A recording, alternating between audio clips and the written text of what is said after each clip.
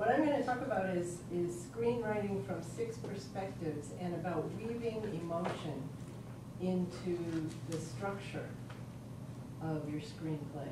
Because what I've seen in reading lots and lots of screenplays for all these competitions is the thing that most universally is missing, at least with people that relatively have the basics down.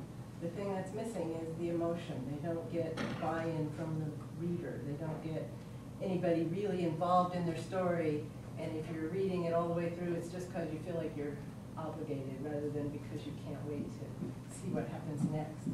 And emotion, adding emotion, is the thing that really brings the reader in. So that's what we're going to talk about. The structure, there's a lot of people teaching different structure in a bunch of different ways. And I'm going to tell you about 6 different ones, and there's a whole nother one that you can hear about this afternoon.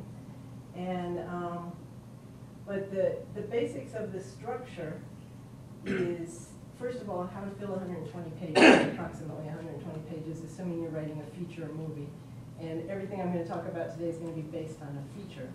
So if you want to do anything shorter than that, then you just relatively divide all these things by 120 or however many pages, ratio it, and you'll get to the same thing. But the structure really is what is the basics. It's the foundation of a well-told story. And the first thing about a story is you have to have a character. Usually it's a person, but not always. And this character has a problem. If this character doesn't have a problem, you don't have a story. And you'd be amazed how many screenplays I've read where the character doesn't have a problem, or where we don't really know who the main character is. So even though it sounds like very simple things, the basics are you have to have a character who has a problem in order to have a story. The problem is some situation that all the time up until the movie starts, the character has either been putting up with or trying to change or ignoring or whatever. And all of a sudden they say, I can't take this anymore. That's where your story starts.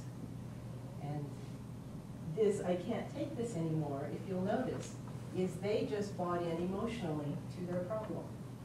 When you can't ignore it anymore is when emotionally they've said, okay, this is something I can't deal with. And that's where they've bought in. And if the story is told right, that's where the audience is going to buy in as well.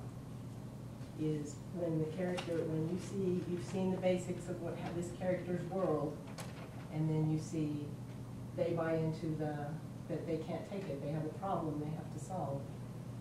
And the audience has to buy in too. We'll talk closer to the end after we go through the structures, we'll talk about how to do some of these.